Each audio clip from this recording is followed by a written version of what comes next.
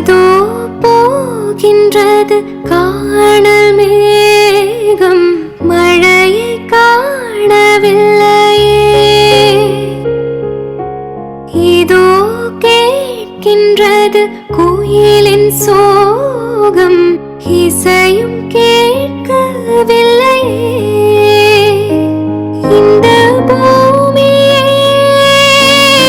பூவனம், இந்த பூவிதழ் சருகதே, இந்த வாழ்க்கையே சீதனம்.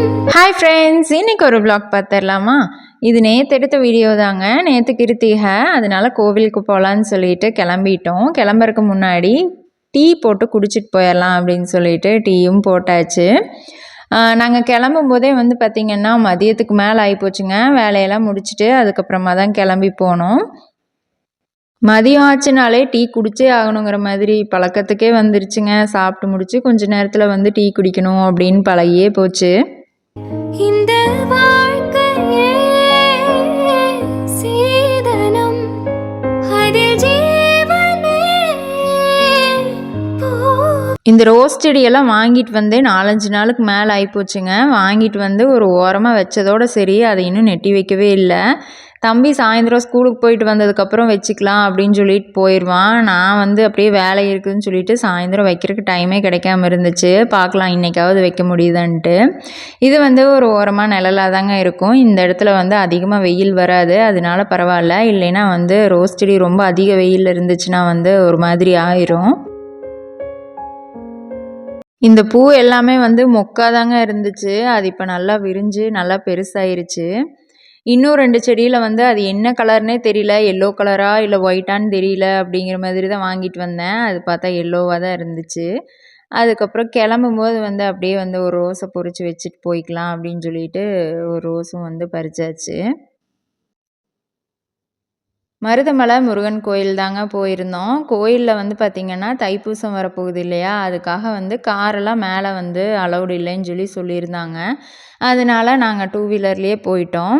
நாங்கள் போகும்போதே வந்து மதியத்துக்கு மேலே ஆகிப்போச்சுங்க. அதனால் வந்து கூட்டம் கொஞ்சம் கம்மியாக தான் இருந்துச்சு. அதுவும் இல்லாமல் காருங்கள்லாம் வந்து இல்லை அப்படிங்கிறதுனால வந்து சீக்கிரமாக வந்து போகிற மாதிரி தான் இருந்துச்சு. காரில் வந்தோம் அப்படின்னா வந்து கீழேயே பார்க் பண்ணிவிட்டு மேலே போகிறதுக்கு பஸ் இருக்குது, பஸ்ஸில் போய்க்கலாம். அப்படி இல்லைன்னா வந்து நம்ம நடந்தும் மேலே போய்க்கலாம். பஸ்ஸுக்கு வந்து ஒரு ஆளுக்கு 10 ரூபா வந்து சார்ஜ் பண்ணுவாங்க. எதை நான் கேட்பின் உனையே தருவாய், உனையே தருவாய். மலர்கள் கேட்டேன், வனமே தந்தனை. தண்ணீர் கேட்டேன், அமிர்தம் தந்தனை. மேலே காரெல்லாம் அலௌடு இல்லை அப்படிங்கிறதுனால 2 வீலரெல்லாம் நிறுத்துறதுக்கு நல்லாவே இடம் இருந்துச்சுங்க. மேலே செப்பல் ஸ்டாண்டெல்லாம் இருக்கும் இல்லையா, அதெல்லாம் வந்து இடத்த மாற்றிட்டாங்க. இந்த இடத்துல தான் வந்து ஃபஸ்ட்டு செப்பல் ஸ்டாண்ட் இருக்கும், இப்போ வந்து இடத்த மாற்றிட்டாங்க. மலர்கள் கேட்டேன், மலர்கள் கேட்டேன், மலர்கள் கேட்டேன். கூட்டம் கொஞ்சம் கம்மியாக தாங்க இருந்தது. மதியத்துக்கு மேலே ஆயிடுச்சு அப்படிங்கிறதுனால கூட்டம் கம்மியாக வந்துச்சா, இல்லை தைப்பூசம் பக்கம் வரப்போகுது அதனால கூட்டம் கம்மியாக என்னன்னு தெரியல. சரி போய் சீக்கிரம் சாமியை கும்பிட்டு வந்துடலாம் அப்படின்னு சொல்லிட்டு குடுகுடுன்னு ஓடியாச்சு. எதை நான் கேட்பின் உனையே தருவாய். சமாக வேலைங்கெல்லாம் வந்து நடந்துட்டு தாங்க இருக்குது. இந்த விநாயகர் வந்து திரும்பவும் கொண்டு வந்து வச்சுட்டாங்க. பெரிய மரம் வந்து இருக்கும், மரத்தெல்லாம் வந்து கட் பண்ணிட்டாங்க.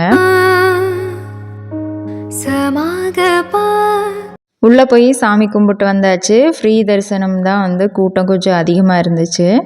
கும்பிட்டு வந்தாச்சு. வந்துட்டு கொஞ்ச நேரம் உட்காரலாம் அப்படின்னு சொல்லிட்டு வந்து உட்கார்ந்தாங்க. உட்கார்ற வரைக்கும் ஒன்றும் தெரியல. உட்கார்ந்ததுக்கப்புறம் தான் கால் பயங்கரமாக வலிக்கிறக்க ஆரம்பிச்சிருச்சு.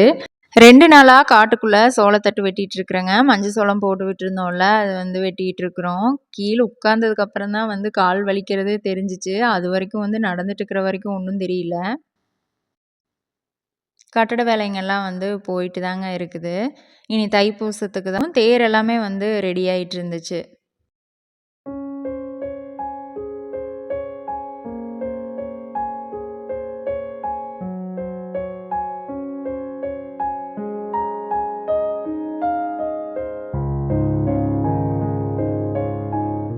இங்கே வந்து பார்த்திங்கன்னா அவ்வளோ புறா அங்கே உட்காந்துட்டு இருந்தாங்க. தானியம் போட்டிருப்பாங்க போல இருக்குது. அதை வந்து சாப்பிட்டு நிறைய புறா அங்கே உட்காந்துட்டு இருந்துச்சு. அது ஒவ்வொன்றும் வந்து பறந்து போகும், ஒவ்வொன்றும் வந்து உட்காரும், இப்படியே தான் இருந்துச்சு. ஆனால் ஒன்றுங்க, கொஞ்சம் கூட பயப்படவே இல்லை. நம்ம பாட்டுக்கு நம்ம கிட்ட போய் நிற்கலாம். அது எதுவுமே பயந்துக்கவே இல்லை. அவங்க பாட்டுக்கு அவங்க வேலையை பார்த்துட்டு சாப்பிட்டு தான் இருந்தாங்க. அது ஏன்னா ஆள் பழக்கம் இருக்கிறனாலயா என்னன்னு தெரியல. அங்கேயே தானே இருக்கு. கோயிலுக்கெல்லாம் நிறைய பேர் வந்துட்டு போயிட்டுருக்காங்க. அதனால பயம் இல்லையா என்னன்னு தெரியல. ஆனா நம்ம வீட்ல வளர்த்துற கோழிங்கலாம் வந்து பார்த்திங்கன்னா, நம்ம போனோம்னாலே தெறிச்சு ஓடிருவாங்க. ஒரு கோழிய புடிக்கலாம் அப்படின்னு நினைச்சோம் அப்படின்னா மட்டும் முடியவே முடியாது. மத்த நேரத்துல ஏற போட்டோம் அப்படின்னா கூட கிட்ட வருவாங்க. ஆனாலும் நம்ம கிட்ட போனோம் அப்படின்னா ஓடிருவாங்க. இந்த புறாவுங்கலாம் வந்து பயமே இல்லாம உட்காந்துட்டு இருந்தாங்க. அதைய பார்த்துட்டு இருந்தோம். பார்த்துட்டு அதுக்கப்புறம் கிளம்பி வந்தாச்சு. கீழ வந்து பிரசாதம் குடுப்பாங்கல்ல, அதையும் வாங்கி சாப்பிட்டுட்டு அதுக்கப்புறம் வந்துட்டோம்.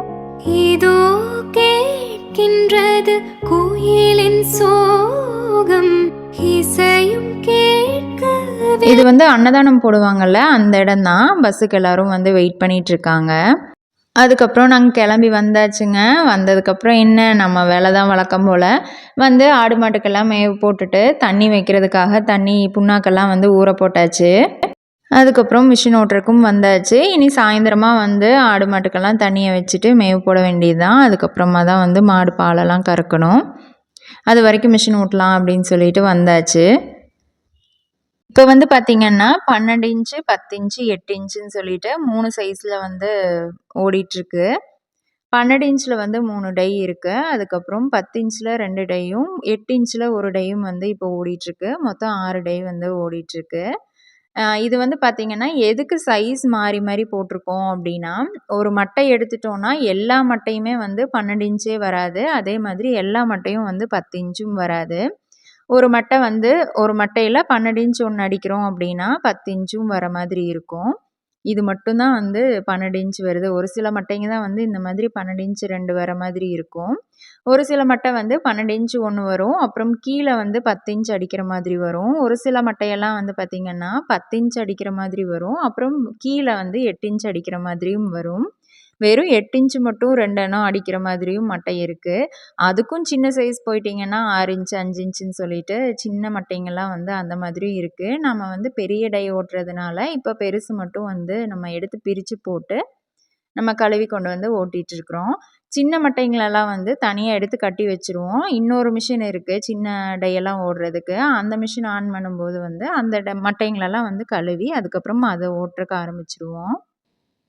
அவ்வளோதான். இந்த வீடியோ இதோட முடியுது. உங்களுக்கு இந்த வீடியோ பிடிச்சிருந்துச்சு அப்படின்னா ஒரு லைக் பண்ணிருங்க. இன்னும் நம்ம சேனல் நீங்கள் சப்ஸ்கிரைப் பண்ணாமல் பார்த்துட்ருக்கீங்க அப்படின்னா மறக்காமல் சப்ஸ்கிரைப் பண்ணிக்கோங்க.